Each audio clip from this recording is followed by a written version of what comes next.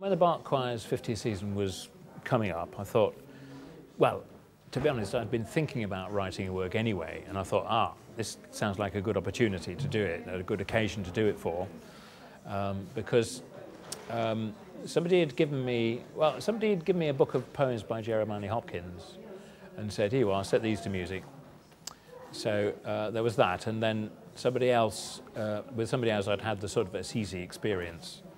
So then there was that, and it all sort of, things come together like that with this kind of thing. So that was really the beginning of it, and then so that's why I decided to do it, and that's what I decided to set. The history of the canticles, Francis' canticle, is very interesting because it was written in about 1220, just a couple of years before Francis died, and it would have been sung at the time by his brothers, his Franciscan order. We don't know what music would have been sung to, but it spawned a new genre in Italy at the time called the Lauda, or plural laude, which was like a song of praise in the vernacular language.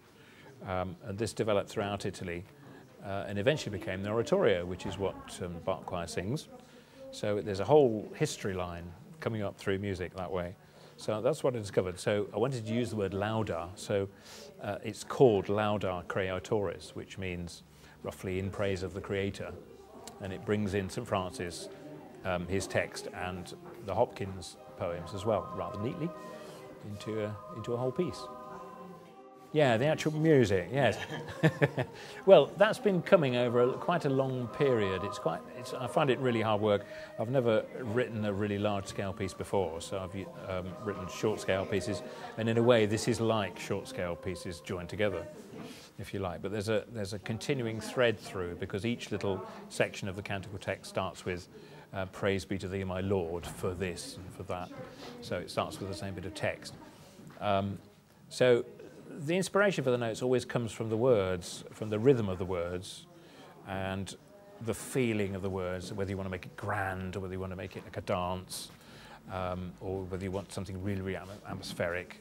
So the music just sort of comes out of the words somehow.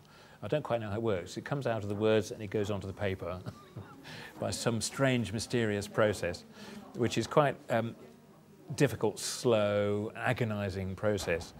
But in the end, we hope it's going to be something good, something worth doing.